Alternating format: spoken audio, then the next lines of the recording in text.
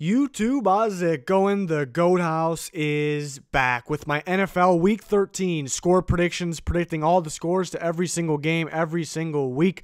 Also taking a look at some lines on the games.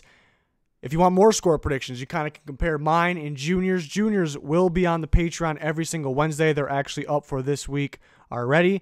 Playoff predictions, updated every single week. Those are up already as well. Mock drafts every single week.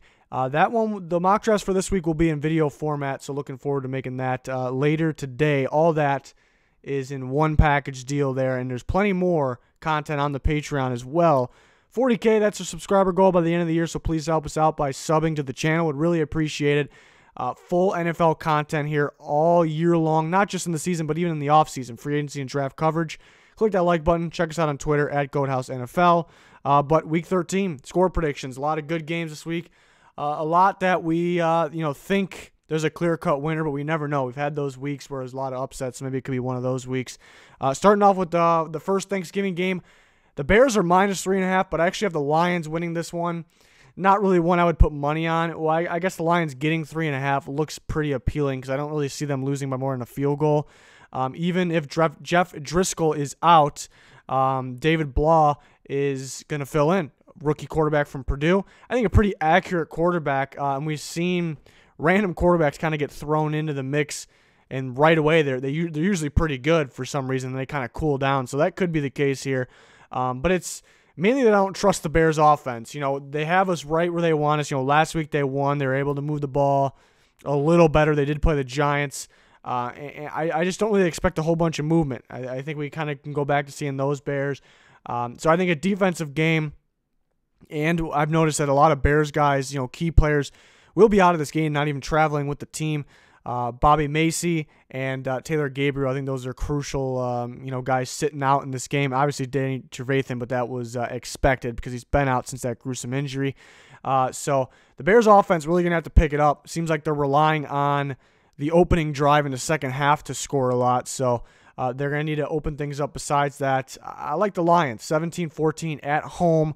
Taking the Bears away from their home place when they finally got a solid win against the Giants. I like the Lions in this one by 3 points. Not going to be the most exciting game. Should be a lot of defense. The Bills and the Cowboys. I got the Cowboys winning 24-20, plus 6.5 for the Bills. It's a bit much, but it's a tough one to put money on at the same time because, you realistically could see the Cowboys winning by a touchdown, but if you're confident the Bills can win this game, and 6.5's pretty good amount of points there. The Cowboys have had a pretty good offense this year. I know slowed down last week against the Patriots. I wouldn't look too much into that because of the downpour, really the weather conditions.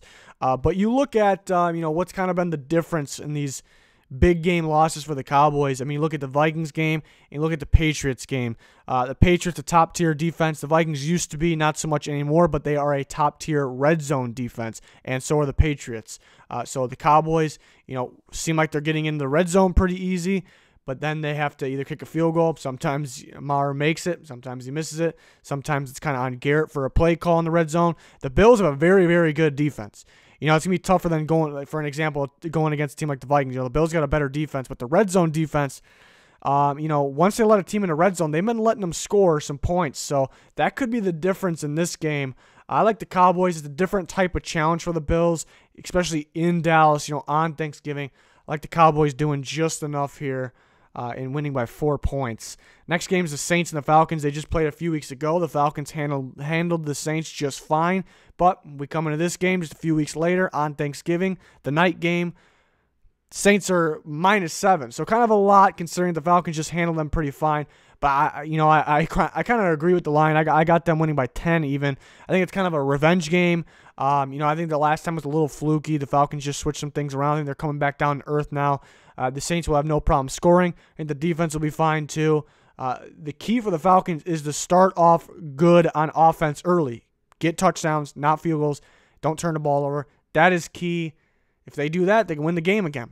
That's the key, 100%. But the Saints, it's almost a revenge game. So, their defense struggled a little bit against the Panthers, so that's the only thing I really worry about there. But I think they'll be fine here. Short week, I think that favors Drew Brees and the boys. So I got them winning by 10 points, 27-17 Saints. The next game is the Jets and the Bengals. Yeah, I got a close game, maybe closer than people expect. Well, I guess looking at the line, it's pretty close there. Jets minus 3.5. I think somewhat close. The Jets, Darnold's been playing pretty good, but his the interceptions, the turnovers he has, it's not really what the other team does. It's kind of he does it to himself. So it almost feels like he's kind of due for some of those, but it is the Bengals defense, one of the worst ones in the NFL, but have been playing pretty solid recently. And then Andy Dalton's back. I think he could be out to prove something. I really think so. So that could get the Bengals going. Defense been playing pretty solid. Andy Dalton maybe a little ticked off. Tyler Boyd's been playing pretty good. Joe Mixon's starting to pick it up. That could be the reason for the Bengals to win. I still think the Jets are the better team, and they're rolling. I got them winning by 3. I think it could be a close game. The key, mainly is, Dalton's got to take care of the ball, because the Jets, once they get their hands on the ball, create, turnovers, that's when the offense gets hot. That's what we saw in the beatdown against the Raiders. So that's really the key there. But I think closer than people think. Jets win, though. They're rolling. The Titans and the Colts, division rival game. This is a crucial game for the AFC South, for the playoff picture in the AFC. I got the Titans winning 27-23. And, this is one that can go either way, because the Titans really struggle playing the Colts in general. It's in Indy on top of it. But most the time when they really struggle, it's been when Andrew Luck. I do like Jacoby Brissett. I feel like I'm higher on him than pretty much everybody else, minus Colts fans, which is expected, by any fan base. But I have not been thrilled with them lately. Just not enough firepower. Not enough firepower. Hilton re-aggravated the injury. What's going to go on with him? He didn't play so out last week anyways. Lack of running. Jonathan Williams still played solid, but nobody's really going to be scared of Williams. He doesn't have the burst and the awareness that Mac has. So it is a difference. Whether the yards show it or not, it's a difference. The Titans are getting good. They're getting good. I love this defense, and they got some firepower on offense. You got to worry about stopping Derrick Henry, and that's when they can open up the pass game. I think the Titans are the better team. That doesn't mean the Colts can't win this game. I just think the Titans are the better team, and they're rolling right now. They're hot.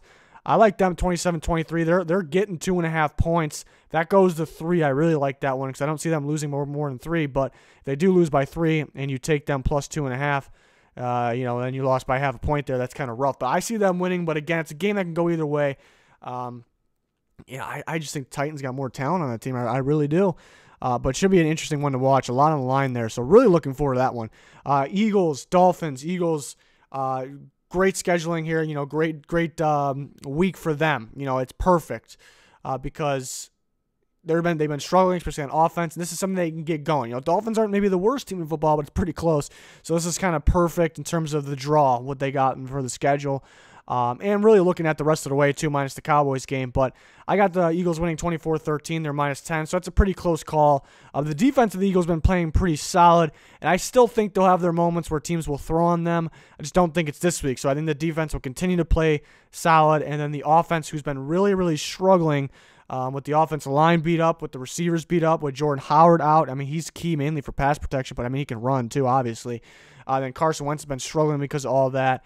They're going to get some guys back here. I think they could, Wentz can pick it up a little bit. Really no excuses at all in this one. So I do like the Eagles by 11 points here. It's a perfect matchup for them. So hopefully they can bounce back here. Minus 10, winning by 11. Close call there. The Packers and the Giants. I was surprised the Packers were only minus 6.5. Right under the touchdown mark. That looks pretty good right there. Right under a touchdown. So if they win by 7, you win. They're winning by 10 according to my score prediction here. This is a tough one. This is a very tough one because there's a lot of factors here. I'm very confident the Packers are going to win. Why? Because they're the much, much better team. You see the Giants struggle with the Bears last week. A game I guess they could have won if they hit field goals, but it didn't miss field goals. But it's tough because the Giants have been that team that pretty much been scoring on anybody but still losing. But then last week was kind of the first time where that did not apply. But they played the Bears defense, who I still think probably is a top 5 defense. Regardless, I don't know what the stats say. I don't really look at the stats. So, they're good. So they held the Giants in check minus that 4th down bomb to Golden Tate. But then the Packers defense, I like some pieces. I love some pieces on the Packers. Love the pass rush. But it's, since from the start of the season till now, it's just not quite as good. So could this be one of those games with a Giants score no matter what? I still like the Packers outscoring them. But my point is there's a chance the Giants can definitely get over that 17 mark, could get in the 20s. But the Packers, I love their pressure, their pass rush. They get constant pressure, and that is kind of the weakness of the Giants' offense. So that's why I have the 17 mark. The Packers at 27. There's been some offensive struggles. It's somewhat of a concern. We're looking at the Chargers, the Niners game. I do think the Niners have the best defense. But in a game like this, it should in no way be a concern.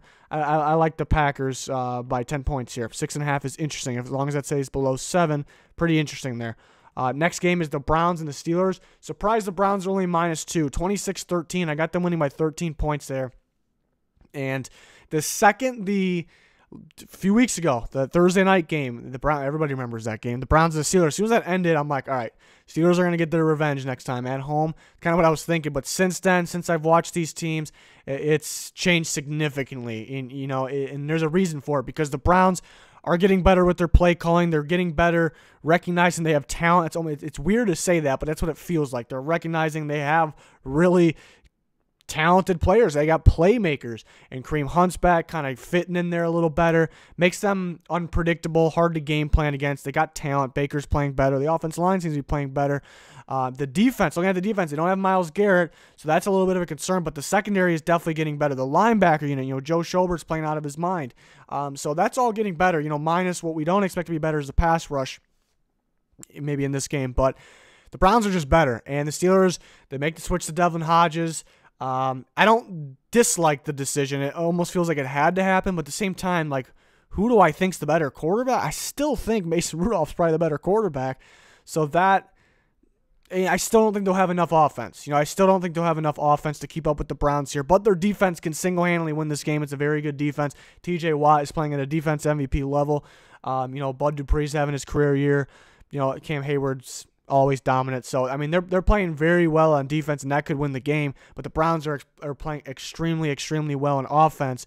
Only -2. Anything that scares me is kind of the feel of the game. It's a revenge game, I think, more for the Steelers. So that could change some things. At home, that place could be pretty crazy. I don't know what's going to happen in that game, so that's why I'm looking forward to watching that one too. But I think the Browns are the better team. The Redskins and the Panthers, I got a 27-13 Panthers victory. 10 points. I know 10 points is a lot, but it looks like, I got them winning by 14 there. I just think, the Panthers offense is getting better. They can score. Kyle Allen's got to take care of the ball. I don't really see any reason to believe he'll turn it over a bunch against the Redskins. And DJ Moore, he's been playing pretty good. He's getting better and better each week, and you got Christian McCaffrey's obviously dominant. So I think they'll have no problem in this game. I really do. And their defense has definitely been giving up more points than they were earlier in the year. It looked like, the first half of the season looked like one of the top defenses in the NFL. It's really calmed down since then. But against this Redskins team, I don't expect a bunch of scoring from them. So I do like the Panthers. I do like the Panthers, even though there's 10 points there. 27-13, that's what I got. A pick, even line right here. Even line. And if you watched our straight up picks, I was the only one that picked the Jags. The 3 other guys picked the Bucks. I am leading on the year for the straight up picks though, but not surprised at all. This is an even line, a pick 'em here, because it's a toss-up game. Toss-up game. Bucks looked pretty good last week. The Jags have been looking as bad as anybody in the NFL recently, but Nick Foles just came back a couple weeks ago. They can kind of get in his groove. He played the Titans defense last week. Titans defense, Bucks defense, big difference there. Big difference. I think Nick Foles will have a day. It's kind of I don't know if it's that bold. I think he'll have a day. It's just kind of a feeling there. I think he'll be able to throw downfield on this team. And then, Winston still going to turn the ball over. It's still, even happened last week against the Falcons. The Falcons just couldn't take advantage of the turnovers. They were getting field goals at best. I think Nick Foles and Fournette kind of take advantage of that right there. And I got the Jags scoring up here. I think their offense gets moving. I think they take advantage of turnovers. That's how they get 30 points. But the Bucks, good offense, even if you turn the ball over. Great receiver duo, maybe the best in football. Ronald Jones is getting going, so they'll be able to score too. The Jags are pretty weak down the middle. You look at D-tackle, mainly linebacker, look at safety. You kind of got to work the middle of the field, whether it's the run or the pass game. So that's the kind of the key. That's kind of where Winston, throws his, has his turnovers, throws his interceptions. So it's an interesting matchup. Definitely an interesting matchup. I like the Jags clutching up in this one, bouncing back, and them winning by 2 points. I got Niners and Ravens, the game of the year maybe. Surprised the Niners are getting plus 6 points there. I did pick the Ravens. They're home. If it was in San Francisco, I'd maybe picking the Niners. That would actually be really tough to pick. It'd be even tougher. I picked the Ravens here, even though it's a toss-up game. It's not one I really struggled on. I picked the Ravens because you look at the Niners defense, who I think is the best in football still. I don't care what the stats say. I think it's the best in football. And you look, maybe there's one team where they didn't look at their best against, and in no way did they struggle, but it was the Cardinals. Kind of both times they played them, Kyler Murray was kind of a problem for them, so I'm imagining Lamar Jackson will be kind of a problem. They do have the weapons to kind of slow him down a little bit, but they won't stop him, so that's why they'll slow him down, so that's why the Ravens aren't scoring a ridiculous, and 28's a good amount of points, but a ridiculous amount of points like they have been, and their defense is getting a lot better too, so, I'm sure they have a plan to keep them in check, but we'll see. It's at this point, it still feels like it's early to be able to stop Lamar Jackson. We're talking week 13. It's still like early to actually figure him out for sure. So I do like the Ravens in this one, but I mean these are the two best teams in football right now. I can't wait for this game. Probably one I wouldn't touch, but I got the Ravens winning by 4 there.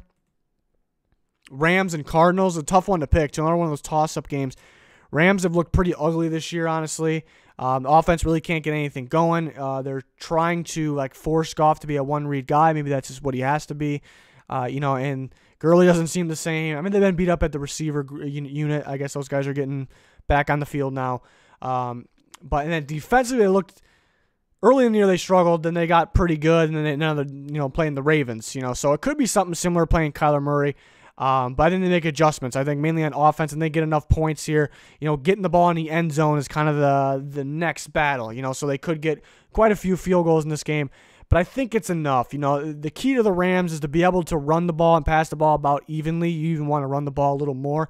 And I think, against the Ravens, you're not able to do that. You're just not able to do it. Against the Cardinals, I think they'll be able to do that and create some balance, which will create some more production on the offensive side.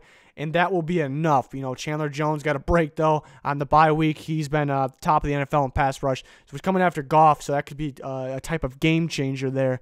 So we'll see. That should be a good game, actually. Next game's Chargers and Broncos. Actually, just saw right when I started this video that Drew Lock is expected to get the start, which I like. I like Drew Lock a lot. He could struggle in his first game. I guess we've seen some guys step in and start off stronger, then kind of tail off a little bit because the other team doesn't really have a game plan for that specific guy. So that could be the case here. The Chargers defense is getting better and better each week. They're getting Derwin James back. They're getting better and better each week. That's for sure. I think the offense gets better in this game. I think Phillip Rivers picks it up here. They're finding a pretty good balance now between Eckler and Gordon. It was pretty much all Eckler, and he was dominant. Gordon comes back. They were kind of forcing Gordon too much too early and taking away from Eckler at the same time. And they found a good balance now. So it's still a very good team. There's the only direction they can head is up. It really feels like that. So I like the Chargers with a pretty comfy lead here, 24-13. Going to be interesting to see Drew Lock if he does play. I do like Drew Lock. I like that draft pick a lot. So we'll see how that works out here the rest of the year. Should be very interesting. But I got the Chargers covering there. It's sitting under 3 points. I like that. I like that it's sitting under 3 points. They should win by at least a field goal. They really should. Next game is the Raiders and the Chiefs. I got a 28-20 victory for the Chiefs. A little hiccup in the offense of the Raiders. Could teams kind of figure out what the Jets did, what they can do there. And I think the Chiefs defense, the defense is actually getting better. Frank Clark kind of finding his way. We kind of expect that to happen. Started off slow. It's nothing surprising there. So, and then they're getting Thornhill is playing better in the mix. Matthews seems to be making more plays every week. So defense is getting better, and they can figure some things out here. And the offense needs to get better, but I think the bye week will help. I think 28 points would be enough. But they are getting 10 points, which I was a little more than I expected. But it's kind of right on the front. Not really one I would touch, honestly. Not really one that I would go ahead and touch. But it kind of be a Raiders move just to get blown out by the Jets and then just go beat the Chiefs. I don't see it happening, but I think everyone knows what I mean by when I say that. But the Patriots and the Texans, I got the Patriots 27-20. So -3 winning by 7 points. I think the offense gets going in this game. I really think it does. Texans defense is beatable. I don't really care what the Colts are doing last week. I think there was opportunities for way more, and the Patriots will take those advantages. The Patriots have been struggling against some pretty good pass rushes this year. The Texans don't really present that strong of a pass rush without J.J. Watt. Yeah, Mercil's playing pretty good, but it shouldn't be a problem for Tom Brady. I think he'll be able to throw the ball. They're going to get some receivers back, Mohamed Sanu, Philip Dorsett perhaps, N'Keal Harry kind of getting in his groove. So I think they'll be fine on offense. They really could even get to close to 30. It's tough to put them there in the score prediction because they haven't been anywhere near 27 really, but I think they definitely get going here. And really, why this one is so hard to predict the score, I'm pretty confident in the Patriots, but why it's so hard to predict the score is because what kind of Deshaun Watson's going to show up. And we got some weeks where we're talking about him MVP, and we got the last few weeks where it's just been struggle. You look at the Colts game, statistically it wasn't his worst game, but I feel like it was his worst game. Minus some just shots to Hopkins and Fuller, which I think the receivers did more of the job. He was throwing the ball to the wrong team. The Colts were dropping the ball, and he did have an interception thrown. So my point is, if he showed that Watson shows up, the Patriots will catch the ball. They will catch the ball. They will take points from that, whether it's on defense or offense. But if the MVP Watson shows up that I love, I love his game. I love the potential. I love his abilities.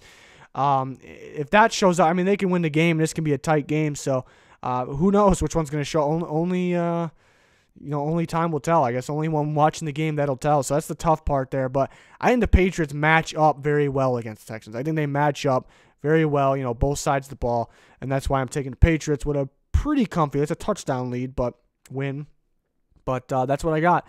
And then the Monday night game, which is another toss-up, 27-24 Seahawks. I think, the Seahawks have Russell Wilson, obviously, but in terms of the rest of the team, the talent-wise, I definitely think the Vikings got more talent. But you look at the factors here, the best team in prime time and their home on prime time, that's the Seahawks. Under Pete Carroll, since he's got there, best team prime time. The Vikings, away, outdoor, and people, and prime time in the past, I guess, too. But what I'm focusing on is away and outside. They've struggled more than any team since 2014. So like kind of those two factors on top of every time these two teams play, it seems like a defensive game, but the Vikings defense is just not this, doesn't feel the same anymore. It's mainly because of the corner play. So I think Russell Wilson could have a day along the sideline, or enough of a day. So that's really kind of the factors that are pushing me towards the Seahawks.